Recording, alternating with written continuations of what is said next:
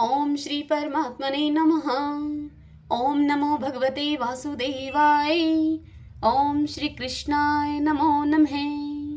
जेठ मास महात्म्य अध्याय 24 की पावन कथा में हम आज सुन रहे हैं सत्यवान सावित्री की कथा का वर्णन। स्कंद जी ऋषियों से कहने लगे कि हे ऋषियों, व्यास जी राजा युधिष्ठिर से बोले कि हे भारत, इसके पश्चात मद्रराज अशोपति और नारद जी का समागम हुआ। कथा के योग से राज्यसभा में नारद जी बैठे थे। इसी समय राजकन्या सावित्री मंत्रियों के साथ समस्त तीर्थ आश्रमों में जाकर पुनः अपने महल में वापस आ गई। नारद ऋषि के साथ अपने पिता को स्थित देखकर सावित्री ने दोनों के चरणों को छूकर उन्हें नमस्कार किया।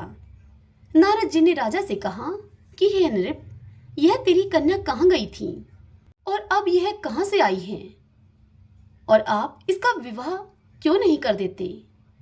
राजा अशोपति यह सुनकर नारद जी से बोले, हे देवऋषि नारद जी, मैंने अपनी इस कन्या को इसी काम के लिए भेजा था और वही कार्य यह करके आई है। इसने जिस पति को वरा है उस कार्य को सुनिए। जब पिता ने विस्तार पूर्वक कहने के लिए अपनी कन्या से कहा, तब वह कन्या देव वचन का अवलंबन करती हुई बोली। सावित्री बोली कि हे पिताश्री, शाल्व देश में धर्मात्मा द्युमत्सेन नाम वाला एक क्षत्रिय हुआ है। वह क्षत्रिय राजा दैववश अंधा हो गया है।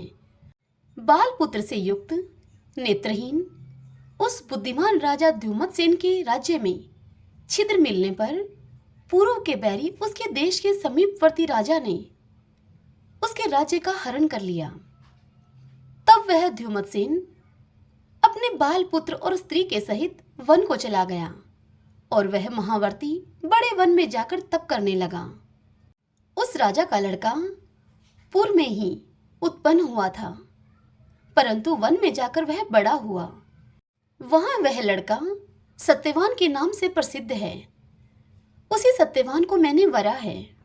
कन्या की इस बात को सुनकर नारद जी ने राजा से कहा कि हे अश्वपति, तुम्हारी कन्या ने बिना सोचे समझे ही महान पाप किया है।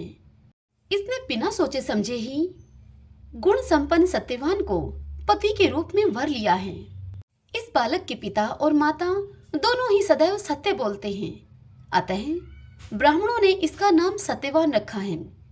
उस बालक को आशव अत्यधिक प्रिय है।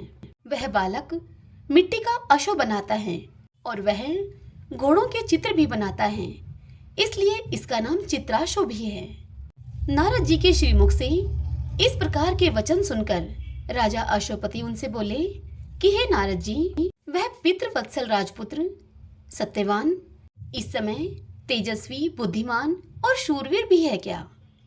यह सुनकर नारद जी बोले कि हे राजन, वह सूर्य के समान तेजस्वी, बृहस्पति के समान बुद्धिमान, इंद्र के समान शूरवीर, पृथ्वी के समान क्षमाशील है, तथा वह सत्यवान, दाता ब्राह्मण, वीर्यवान, रसवान, उदार और प्रिय दर्शन है। हे अशोपति, वह सत्यवान इस समय शक्ति में राजा रंतिदेव के समान है, उष्णीर पुत्र शिवी के समान ब्रह्मण्य और सत्यवादी है। वह बलि द्युमत्सेन ययाति के समान उदार, चंद्रमा के समान प्रिय दर्शन, रूप में अश्विनी कुमार के समान है। हे राजन, वह सत्यवान सहनशील, मृदु, शूर, सिद्ध, जितेंद्रिय और तपशील का निधि है। नारद जी के मुख से इस बात को सुनकर राजा अशोपति बोले, हे नारद जी, आप उस बालक को समस्त गुणों से युक्त कहते हैं। यदि उसमें कोई दोष हो तो वह भी आप मुझसे कहिए। तब नारद जी बोले कि हे राजन, उसके सब गुणों को दबा देने वाला एक ही दोष है उसमें, अन्य कोई दोष नहीं है उसमें। और उसका वह दोष यह है कि वह शिणायु सत्यवान आज से 1 वर्ष बाद शरीर को त्याग देगा। राजा अशोपति ने कहा कि हे सावित्री, हे शोभने, इधर आओ और दूसरे को वर्ण करने के लिए जाओ। उस सत्यवान में समस्त गुण को दबाने वाला एक ही दोष है कि वह अल्पायु है। और वह बालक 1 वर्ष में देह का त्याग कर देगा। ऐसा मुझे नारद जी ने अभी कहा है। हे शुभगे, तुम दूसरे वर का वरण करो। यह सुनकर सावित्री कहने लगी कि हे पिताजी, राजा लोग एक ही बार बोलते हैं और पंडित लोग भी एक ही बार बोलते हैं और कन्या भी एक ही बार वरती है। यह तीनों कार्य एक ही बार किए जाते हैं, चाहे वह सत्यवान दीर्घायु हो या अल्पायु, सगुण हो अथवा निर्गुण हो। मैंने एक बार पति को वर लिया है, अब दूसरा पति नहीं करूंगी मैं। मन से कार्य निश्चित होने पर ही किया जाता है, वचन से कहा जाता है और उसके बाद ही कर्म को किया जाता है। उसमें प्रमाणभूत मेरा मन है। हे तात, मेरे इस मानस विचार का ध्यान रखकर जो कर्तव्य हो वह करना चाहिए, सो ही आप मुझे कहिए। यह सुनकर नारद जी बोले कि हे नरश्रेष्ठ, सत्यवान के विषय में सावित्री का विचार स्थिर है। जिसकी बुद्धि निश्चित रूप से दूसरे पुरुष में नहीं जाती, उसको किसी प्रकार से भी इस धर्म से पृथक नहीं किया जा सकता। इसलिए हे राजन, आपकी कन्या का विवाह सत्यवान के साथ कर देना ही मुझे उचित मालूम होता है। नारद जी की बात को सुनकर राजा अश्वपति उनसे बोले कि हे नारद जी, मैंने बिना विचार किए ही अपनी कन्या को ये वचन कहे हैं और अब इस समय मैं आपके सत्य वचन को ही करूंगा, क्योंकि आप मेरे गुरु हैं।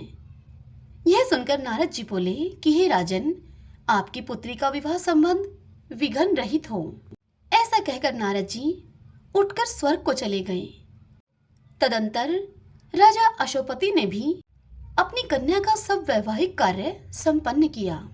इति श्री ज्येष्ठ मास महात्म्ये सत्यवान सावित्री कथा वर्णनम 24 अध्याय संपूर्ण।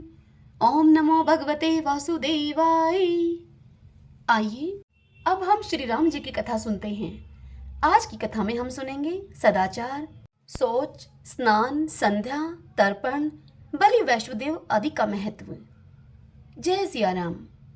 व्यास जी कहते हैं कि धर्मारण्य में शुद्ध कुल में उत्पन्न हुए 18,000 ब्राह्मण रहते हैं, जो ब्रह्मा, विष्णु और शिव जी के द्वारा उत्पन्न किए गए हैं।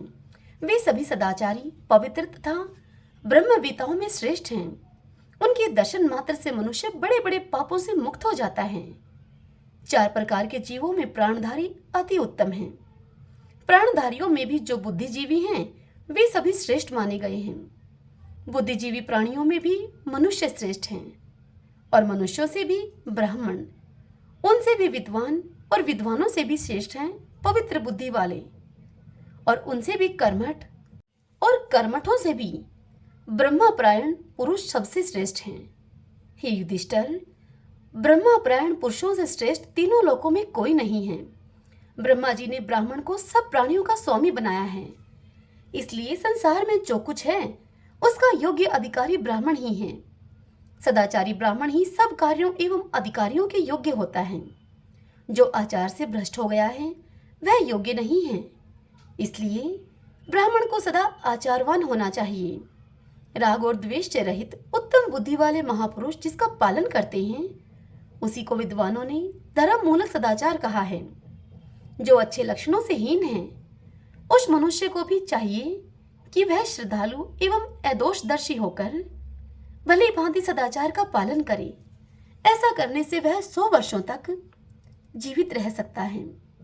अपने अपने वर्णाश्रमोचित कर्मों में वेदों और स्मृतियों के द्वारा प्रतिपादित धर्म मूलक सदाचार का आलस्य छोड़कर सेवन करें। दुराचारी मनुष्य संसार में निंदनीय होता है, साथ ही वह अनेक प्रकार के रोगों से ग्रस्त हो, अल्पायु तथा सदैव अतिशय दुख का भागी होता है। जिस कर्म के करते समय अंतरात्मा में सहज प्रसाद, निर्मलता का उदय होता है, उसे कर्म को करना चाहिए। इसके विपरीत कर्म कभी न करें। धर्म की इच्छा रखने वाले पुरुष को यम नियमों के पालन के लिए ही विशेष यत्न करना चाहिए। सत्य, क्षमा, सरलता, ध्यान, क्रूरता का अभाव, हिंसा का सर्वथा त्याग, मन और इंद्रियों का संयम, सदा प्रसन्न रहना, मधुर बर्ताव करना और सबके प्रति कोमल भाव रखना, ये 10 यम कहे गए हैं। शौच, स्नान, तप, दान, मौन, यज्ञ, स्व अध्याय, व्रत, उपवास और उपस्थ इंद्रिय का दमन, ये 10 नियम बताए गए हैं। काम, क्रोध, मद, मोह, लोभ और मात्सर्य, इन 6 वैरियों को जीतकर मनुष्य सर्वत्र विजयी होता है। दूसरों को कष्ट न देते हुए परलोक में सहायता देने वाले धर्म का धीरे धीरे वह संग्रह करे। यदि धर्म की भली भांति रक्षा की जाए तो वही परलोक में सहायक होता है। पिता, माता, पुत्र, भाई, स्त्री और बंधुजनों से भी बढ़कर मनुष्य का सहायक धर्म ही है। जीव अकेला ही जन्म लेता है, अकेला ही मरता है, अकेला ही पुण्य भोगता है और अकेला ही पाप का उपभोग करता है। मृत्यु हो जाने पर इस शरीर को काठ और मिट्टी के ढेले की भांति त्याग कर भाई बंधु मुंह फेर लेते हैं। परलोक में जाते हुए जीवन के साथ केवल उसका धर्म ही जाता है। अतः धर्म का संग्रह अवश्य करें। धर्म ही इस लोक और परलोक में सहायक होता है। धर्म की सहायता पाकर जीव नरक के दुस्तर अंधकार से पार हो जाता है। बुद्धिमान पुरुष सदा उत्तम उत्तम पुरुषों के साथ संबंध जोड़े। अधम कोटि के मनुष्यों का संग छोड़कर अपने कुल को उन्नतिशील बनाए। सधर्म के पालन से ब्राह्मण श्रेष्ठता को प्राप्त होता है।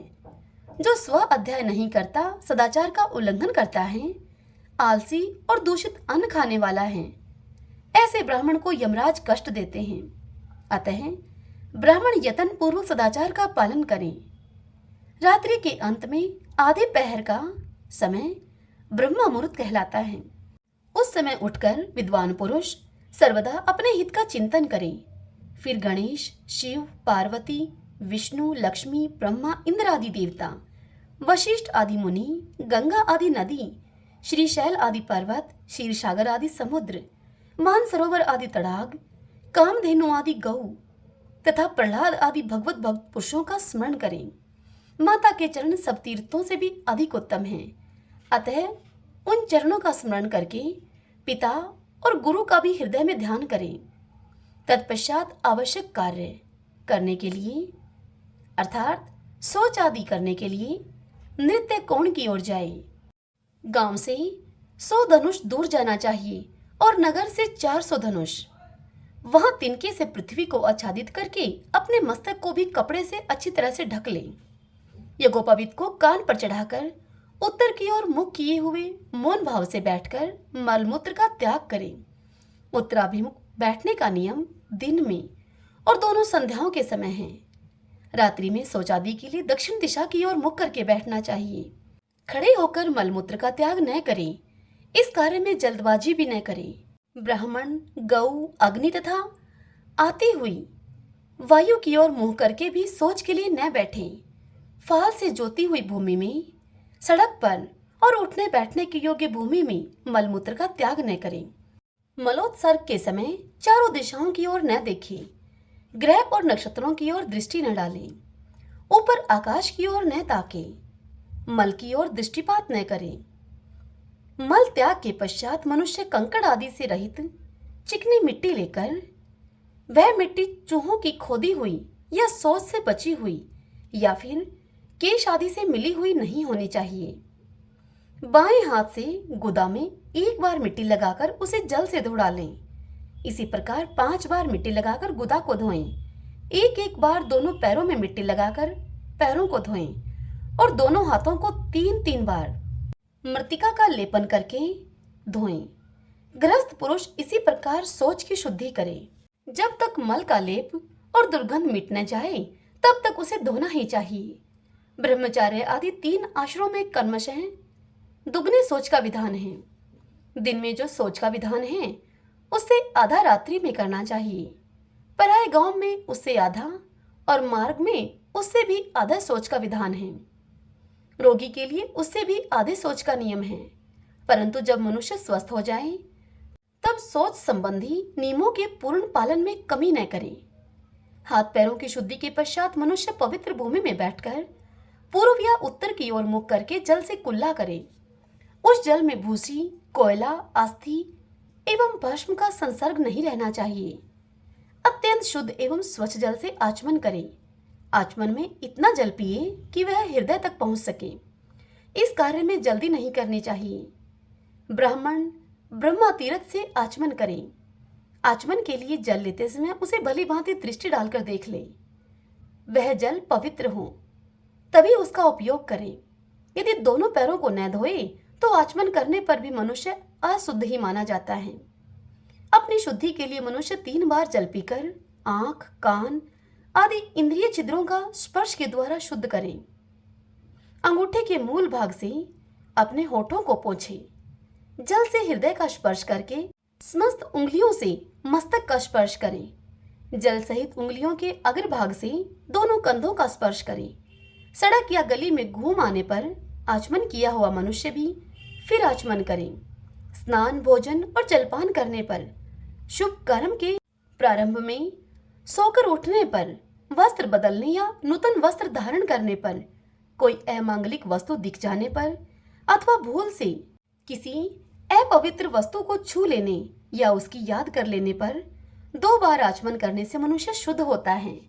तदंतर धर्म शास्त्रों में बताए हुए नियमों के अनुसार दंत धावन करें, क्योंकि आचमन करने वाला मनुष्य भी यदि दंत धावन न करे तो वह अपवित्र ही माना गया है।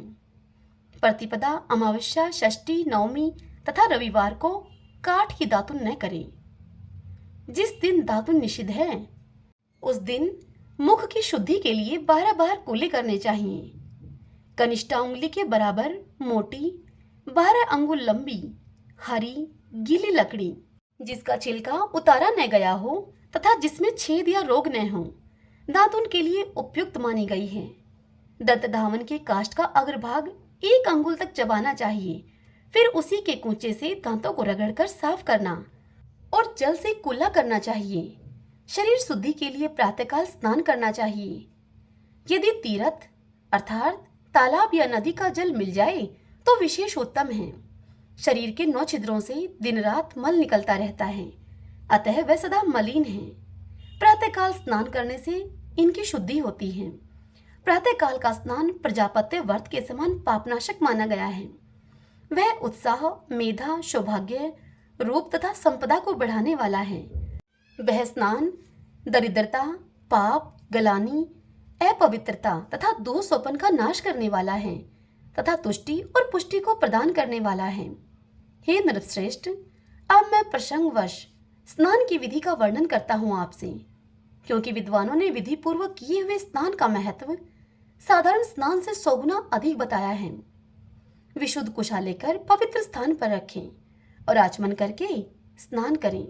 हाथ में कुश लेकर शिखा बांधकर जल के भीतर प्रवेश करें और अपनी शाखा में बताई हुई विधि के अनुसार विधि पूर्वक स्नान करें।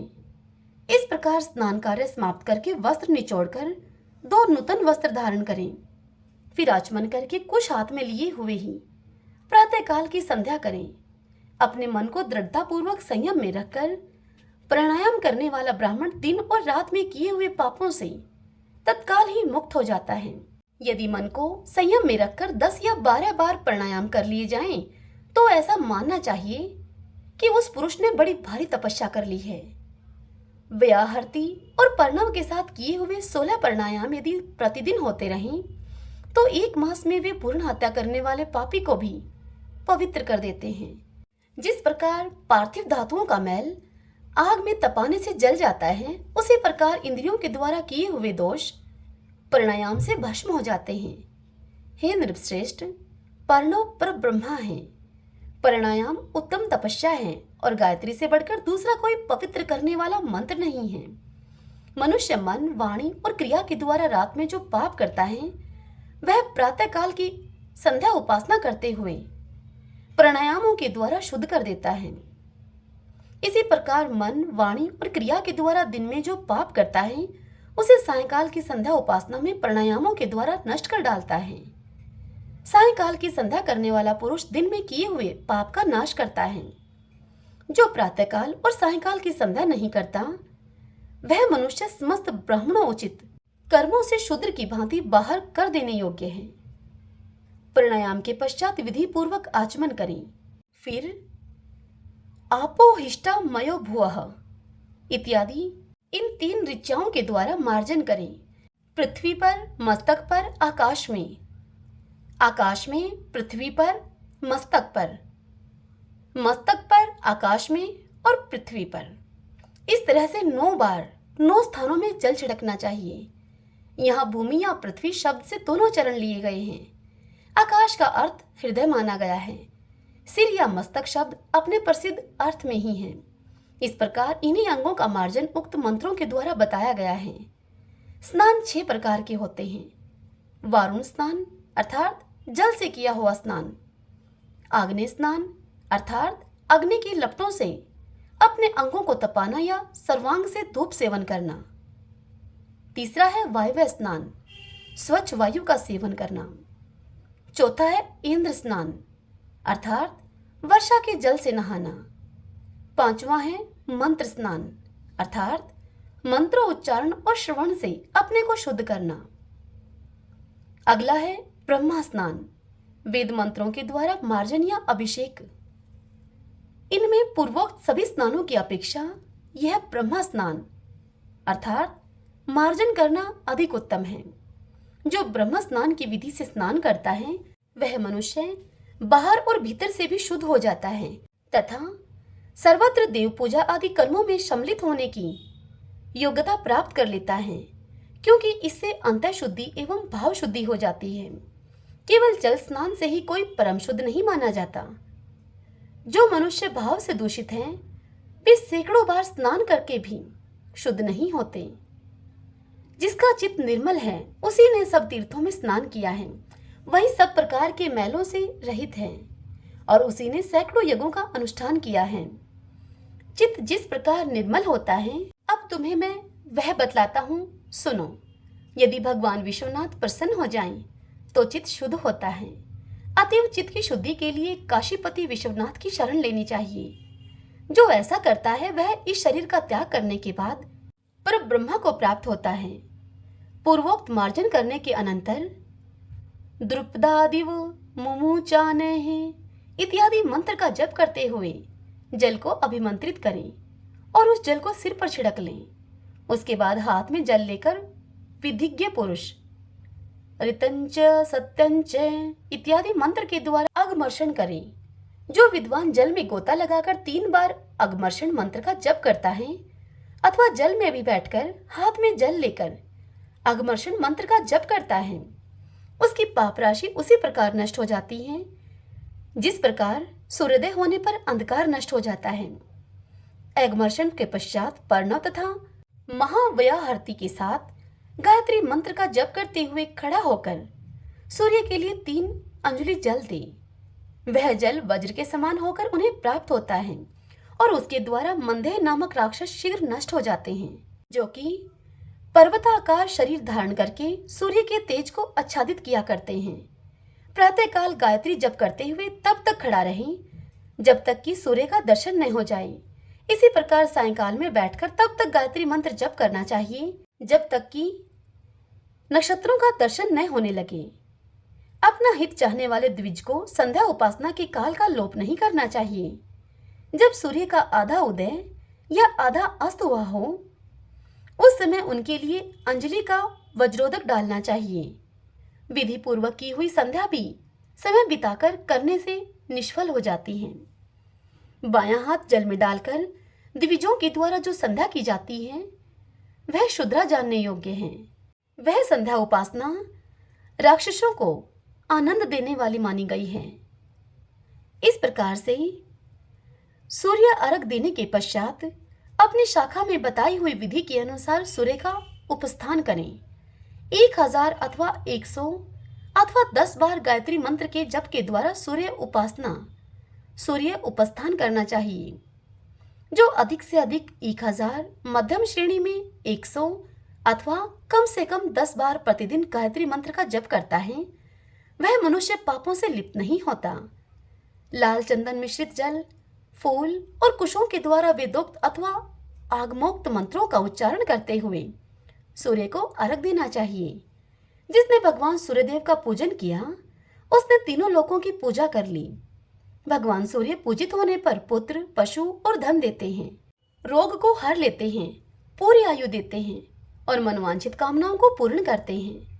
इस प्रकार संध्या उपासना पूर्ण होने पर अपनी शाखा में कही हुई विधि के अनुसार चंदन, अगरू, कपूर, सुगंधित पुष्प एवं शुद्ध जल से त्रपरंतु इसका उच्चारण करते हुए ब्रह्मा आदि देवताओं, मरीचि आदि मुनियों तथा अन्य ऋषि देवताओं और पितरों का तर्पण करना चाहिए।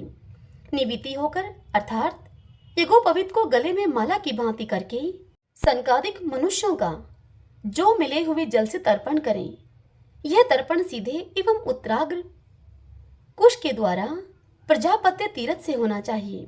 फिर प्राचीना विधि होकर अर्थात जनेऊ को दाहिने कंधे पर करके दोहरे मुड़े हुए कुशों एवं तिल मिश्रित जल से पितृ तीर्थ से कव्यवाट अनलादि दिव्य पितरों का तर्पण करें। रविवार शुक्ल पक्ष की त्रयोदशी, सप्तमी की तिथि, रात्रि एवं दोनों संध्या काल में कल्याण की इच्छा रखने वाला ब्राह्मण कभी तिल से तर्पण न करें। यदि करना ही पड़े तो सफेद तिलों से ही तर्पण करें। तत्पश्चात 14 यमों के नामों का उच्चारण करते हुए उनके लिए तर्पण करें। यम तर्पण के बाद अपना पाया घुटना जमीन पर रखकर मौन होकर अपने गोत्र का उच्चारण करते हुए अपने पितरों का पितृ तीर्थ से प्रसन्नतापूर्वक तर्पण करें। तर्पण में देवता 1-1 अंजलि, शनकादिक 2-2 अंजलि तथा पितृ 3-3 अंजलि जल चाहते हैं। पितृवर्ग में जो स्त्रियां हैं वे 1-1 अंजलि जल की ही इच्छा रखती हैं। अंगुलियों का अग्रभाग देव तीर्थ है, अंगुलियों का मूल भाग ऋषि तीर्थ है, अंगूठे के मूल में ब्रह्मा तीर्थ है और हाथ के बीच में प्रजापति तीर्थ है। अंगुष्ठ और तर्जनी के बीच के भाग को पितृ तीर्थ कहते हैं। ब्रह्मा से लेकर कीट पर्यंत जो भी देवता, ऋषि, मनुष्य, पितृ, पिता, माता, मातामह आदि हैं, वे सब तृप्त होकर ऐसा कहकर अथवा और भी जो वैदिक या पौराणिक मंत्र हैं उनका उच्चारण करके पितरों का सांग तर्पण करना चाहिए। वह पितरों को सुख देने वाला है। तत्पश्चात अग्निहोत्र करके वेदाभ्यास करना चाहिए। वेदाभ्यास 5 प्रकार से किया जाता है। स्वीकार अर्थात गुरु से ग्रहण, दूसरा है अर्थ विचार, तीसरा है मंत्र पाठ का अभ्यास, चौथा है तप यानी कि वेद के अनुसार आचरण करना और 5वां है शिष्यों को पढ़ाना। प्राप्त की रक्षा और अप्राप्त की प्राप्ति के लिए यह द्विजातियों का प्रातःकालिक कृत्य बताया गया है। अथवा प्रातःकाल उठकर शौच आदि आवश्यक कार्यों से निवृत्त होकर हाथ पैरों की शुद्धि करके एवं आचमन करके दंड धावन करें। सारे शरीर की शुद्धि करके प्रातः संध्या करें। वेदार्थों का विचार करें, नाना प्रकार के शास्त्रों को पढ़ें और अपने हित में लगे हुए पवित्र एवं बुद्धिमान शिष्यों को पढ़ावें तथा योगक्षेम आदि की सिद्धि के लिए परमेश्वर की शरण लें। तत्पश्चात मध्याह्न काल के नियमों की सिद्धि के लिए पुनः पूर्वोक्त रीति से स्नान करें। स्नान करके मध्याह्न संध्या करें। देवता की पूजा करके नैमित्तिक कृत्यों का पालन करें। अग्नि को प्रज्वलित करके बलि वैष्णोदेव करें। निष्पाप कोदो, उड़द, मटर और चना का वैष्णोदेव होम में त्याग करें। तेल का पका, बिना पका तथा नमक मिलाया हुआ सब अन्न छोड़ दें। अरहर, मसूर, गोल धान्य से बना हुआ भोजन, दूसरों के खाने से बचा हुआ भोजन अथवा बासी अन्न को भी वैष्णोदेव होम में त्याग दें। हाथ में कुश धारण करके आचमन और प्राणायाम करें। फिर पृष्ठो दिवी इत्यादि मंत्र से 2 बार अग्नि का परीक्षण करके कुशतास्त्रण करें। फिर वैदिक मंत्र से अग्नि को अपने अभिमुख करके गंध, पुष्प तथा अक्षत आदि के द्वारा पूजा करें। फिर अपनी शाखा में बताई हुई विधि के अनुसार विद्वान पुरुष होम करें। राह चलने वाला पथिक जिसकी जीविका नष्ट हो गई हो, ऐसा पुरुष, विद्यार्थी, गुरु का पालन पोषण करने वाला पुरुष, सन्यासी और ब्रह्मचारी, ये 6 धर्म भिक्षुक माने गए हैं। चंडाल और कुत्ते को भी दिया हुआ अन्न निष्फल नहीं होता। अतः अन्न की याचना करने के लिए कोई आए तो उसके अपाय होने का विचार नहीं करना चाहिए। कुत्ते, पथित, चंडाल, पाप रोगी, काक और कीड़ों के लिए घर से बाहर पृथ्वी पर अन्न डाल देना चाहिए। कौओं को अन्न का भाग देते हुए इस प्रकार से कहना चाहिए। पूर्व, पश्चिम, उत्तर, वायव्य और नृत्य कोण में रहने वाले जो कौए हैं वे सब भूमि पर मेरे द्वारा समर्पित किए हुए अन्न के ग्रास को ग्रहण करें। इस प्रकार पंचभूतों के लिए बलि अर्पण करके जितनी देर में गाय दूही जाती है उतनी देर तक किसी अतिथि के आने की राह देखें। यदि कोई आ जाए तो उसे भोजन देने के लिए रसोई घर में प्रवेश करें। काक बलि न करके नित्य श्राद्ध करें। नित्य श्राद्ध में अपनी शक्ति के अनुसार 3, 2 अथवा 1 ब्राह्मण को भोजन करावें। पितृयज्ञ के लिए जल निकाल कर देवें। नित्य श्राद्ध वैष्णवदेव तथा नियमों से रहित होता है। उसमें दक्षिणा की कोई आवश्यकता नहीं होती। यह नित्य श्राद्ध दाता और भोक्ता दोनों को परम तृप्त करने वाला है। इस प्रकार पितृयज्ञ करके स्वस्थ बुद्धि से आतुर भाव का परित्याग करके पवित्र आसन पर बैठकर भोजन करें। उत्तम गंध से युक्त माला और 2 शुद्ध वस्त्र धारण करके प्रसन्नचित होकर पूर्व या उत्तर दिशा की ओर मुख करके भोजन करना चाहिए। भोजन के पहले आचमन करके भोजन के बाद भी आचमन करना चाहिए। नीचे और ऊपर से जल के द्वारा आच्छादित होने के कारण अन्न नगन नहीं रहता। इस प्रकार आचमन की विधि से उत्तम बुद्धि वाला पुरुष भोजन करे। भोजन प्रारंभ करने से पूर्व भूमि पर 3 ग्रास बलि अर्पण करें, फिर उसके ऊपर जल गिरा दें। तत्पश्चात एक बार आचमन करके प्राण अग्निहोत्र करें। प्राणाय स्वाहा इत्यादि मंत्रों से अपने उदर कुंड की अग्नि में अन्न की 5 आहुतियां डालें। उस समय हाथ में कुश की पवित्री पहने रहे और चित्त में प्रसन्नता रखें। जो अपने एक हाथ में कुश धारण किए हुए दूसरे हाथ से भोजन करता है उसे केश और कीट आदि के स्पर्श से उत्पन्न दोष नहीं लगता। अतः कुश धारण पूर्वक ही भोजन करें। भोजन करते समय मौन रहें। दांतों को परस्पर रगड़े नहीं। धोने योग्य जूठे हाथ के अंगूठे के मूल से जल गिराते हुए रौरव नरक के पाप में आश्रय में रहने वाले और उच्छिष्ट जल चाहने वाले नरक निवासी जीवों को अक्षोदक दें। मन में यह भाव रखें कि यह जल उन जीवों को प्राप्त हो। तदंतर आचमन करके पवित्र होकर मेधावी पुरुष मुख शुद्धि करके पुराण श्रवण आदि के द्वारा दिन का शेष भाग व्यतीत करें। तत्पश्चात सायंकाल में पुनः संध्या उपासना करें। इस प्रकार यह नित्य कर्म का विधान संक्षेप से बताया गया है। इसका पालन करने वाला ब्राह्मण कभी दुखी नहीं होता। हरि ओम तत्सत। जय सिया राम।